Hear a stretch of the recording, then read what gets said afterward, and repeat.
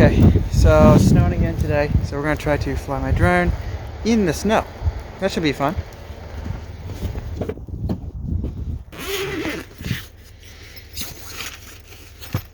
Alright, here we got the Phantom 4 Pro. And today, since it's so bright outside, we're going to be using a little ND filter.